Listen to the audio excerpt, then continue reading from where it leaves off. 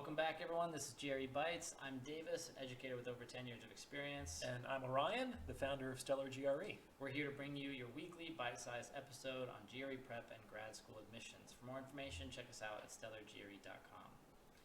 Okay, so we've talked a lot. We've had multiple episodes. I think this is close to episode 20 now, and we've talked about the quantitative section a lot and general strategies a lot.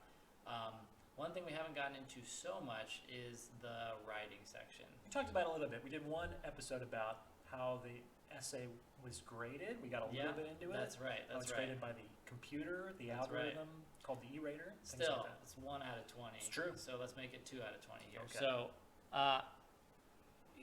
what are the tips and tricks? What's something that you can give these people in a 10-minute episode of GRE Bites on preparing or strategy for the writing section? I will give the people my strategy. Yes, that's what I'm here to do. All right. So, as I mentioned in that previous episode, your essays are graded by a computer called the E-rater. If you go to the ETS website, they make no bones about this. They don't really shout it from the mountaintops because having somebody's writing graded by a computer makes folks understandably nervous that it's going to be misunderstood, because a computer can't actually read. It can only simulate reading in a very rudimentary way. So your essay is going to be graded by this computer, and if we can understand how the computer uses its grading rubric, we can write in such a way such that what the computer goes looking for, it finds and says, wow, this is a great essay according to my standards, my computerized standards. I'm going to give this essay a great score. That's our goal by kind of hacking the writing section of the test.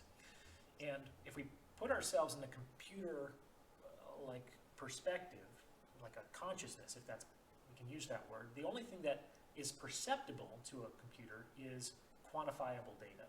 Right. That which can be counted. If it can't be counted, it's completely invisible to a computer.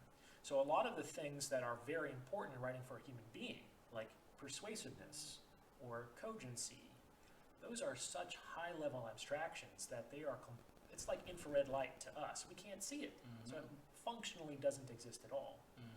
So there are many, many ways that you can quantifiably count a piece of writing. But by far, the most important factor that goes into students' overall score is total word count. Yeah. Which I mentioned in the previous episode.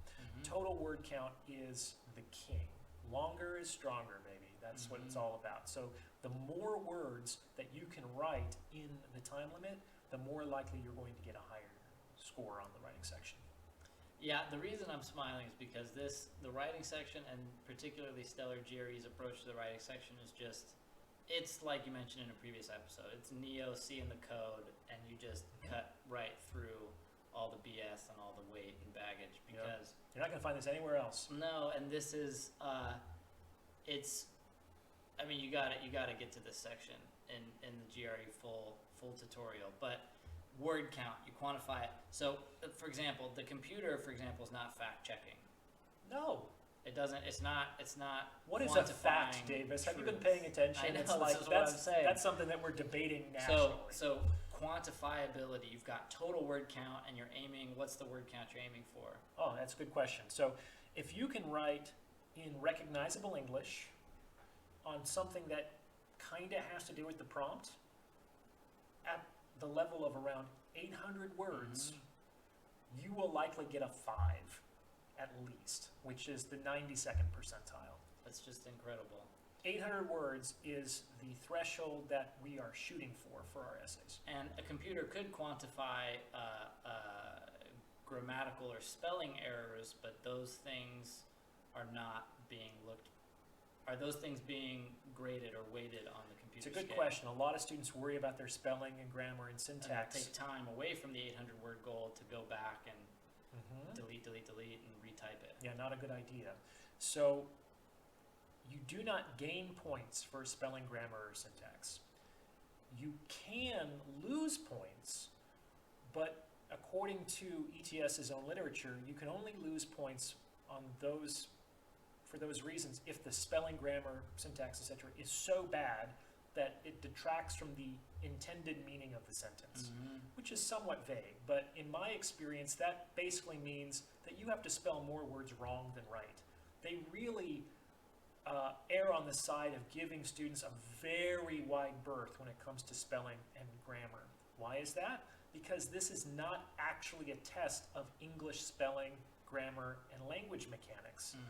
That's the TOEFL, which is actually another test that's developed by ETS. And so they don't want to have brand confusion on that sense, but also the TOEFL is an achievement test, which is that if you know the rules of English grammar and conjugation and vocabulary, you should do well because it's testing you on your English language mastery. The GRE is not an achievement test, it's an aptitude test. It's intending to test students' potential for performance in a future achievement context, i.e. grad school. So the more that it actually grades hard, concrete knowledge, the more it deviates from its intended purpose and also its psychometric validation and its legal basis. If it would be unethical and illegal for ETS to grade essays as an English language test for the reasons I basically spelled out. That's right. That's great. So far, in terms of those metrics, we've got 800 word count. Don't let minor spelling or grammar issues detract you from hitting that goal. It won't quantify truth or falsity in some of the information you're writing down. That's right. What about like quotations or source material? Trying to, is there a certain threshold you want to hit in the writing section of how many like references to outside material? Or you definitely need evidence to back up your arguments. Yeah. That's what I call it. And evidentiary sentences are one of the 4 types of sentences that the algorithm is programmed to identify, though it does so, again, very rudimentarily. That's kind of getting into the weeds. What I do want to focus on in this episode is the word count. Okay. 800 words. Because 800 words doesn't sound like a lot, but in my experience, most students need several attempts to hit that threshold. And that's just an initial threshold. If you can write above 800, 1,000, 1,200 words, so much the better. But 800 is like our initial target for word count. And as I said, in my experience, students need multiple attempts to get there. Because it's very hard to like write off the top of your head on a subject that you've just seen moments ago and you might not ever have considered in your entire life. And you're under a very strict performative, evaluative context. It's hard to be loose and flexible and to just let it flow. And that's really what we're talking about here. So if you're having trouble reaching that word count target, I have a little trick that I suggest to students to kind of get the creative juices flowing. And it's basically a 5-minute free write. So you can do this before a practice test. You can do this even before the actual exam. Let's say in the parking lot outside the testing center, or a few minutes before you start your at-home administration, which is basically you open up a blank Word document, set a timer on your phone for 5 minutes, and then keep your fingers moving. You have to keep typing. You cannot stop typing. You cannot stop typing even for 1 second. And you don't have to worry about punctuation or spelling. It doesn't really have to make sense. It doesn't have to be interesting. It can be repetitive. In fact, repetitive is better. Do you see what I'm saying? That is a skill, to be able to kind of like get out of your own way and to just let the content flow through you is a very useful skill for grad school, because you're going to be doing a lot of writing in grad school. And if you don't kind of figure out how to produce copy, you're going to hate your life on some level. And it's extremely useful for the GRE because what we're saying doesn't even really have to be true. It doesn't really have to be interesting. It doesn't really have to be cogent and consistent. It just needs to be a lot. And so it's like this sphincter that can be relaxed and all of this content can flow out. Quantity over quality. Absolutely. Yeah. I tell students they want to embrace their inner B student, because this much B-level writing will always beat this much A-level writing. The B student or BS student? Well, I mean, it's a little bit of both in this case, huh? That's good. That's fine. But Just we're talking about sphincters. I had to Yeah, I know. I walked into that one. That's okay.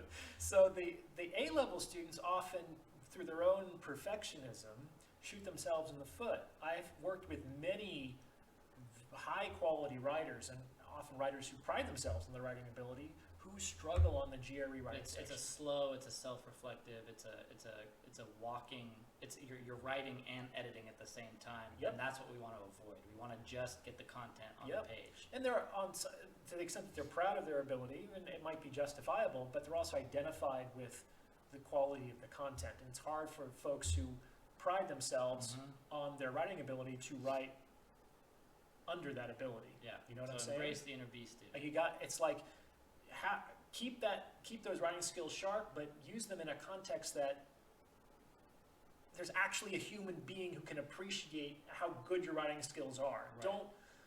Don't be so misguided and benighted by that pride and identification that you're 'Cause unwilling to change your strategy Like to you be said at effective. the beginning, you just got to put yourself in the framework that a computer is grading this on an algorithm. It can only grade what it can quantify, Yep. and for certain reasons you talked about earlier in this episode, it can't grade those things that we might pride ourselves that a human would be put off by. Correct. That's right. So the 5-minute free write is designed to get the creative juices flowing, to practice allowing the sensor to recede into the background, to not judge your content as you're producing it, and to produce as much as possible within a given time limit. Mhm.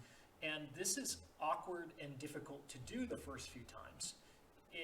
You're going to have a blank, but you're going to have to keep, I'm drawing a blank, and I'm still drawing a blank, and the blank is still happening, and blank, blank, blank, blank, blank, blank, blank, oh, now I'm rhyming, and it's like, you have to just power through it. Mhm. And it's going to feel weird the first few times you do it, but again, if you can, it's like a switch in your mind that you can learn to have some measure of agency and control over, and then you just flip the switch, and boom, out comes the words. I've had students who could write 2,000 words in Dang, the time limit. in that half an hour, it's half an hour, 20 minutes? It's What is 30 it? minutes Yeah. each essay. I mean, that is, I'll be honest, that's unusual. That's definitely like a 99% outlier, Right. but it's possible. Yeah. So it's really about getting out of your own way and producing as much content as possible within the given time limit. That's your best bet of hitting a top percentile score in the writing section of the GRE. That's right. And again, this kind of tips and tricks that you're getting here is only found at StellarGRE. Only. It's- No one else will it's- talk about this. I'm it's- serious. It's wonderful and it works. I know from personal experience. Thank you guys for tuning in today. We'll be back next week for another bite-sized episode of GRE Bites. And if you have a topic you'd like to discuss on a future episode, let us know at StellarGRE@gmail.com. And of course, if you're interested in either GRE prep or grad school consulting, check us out at StellarGRE.com. Talk to you guys again soon.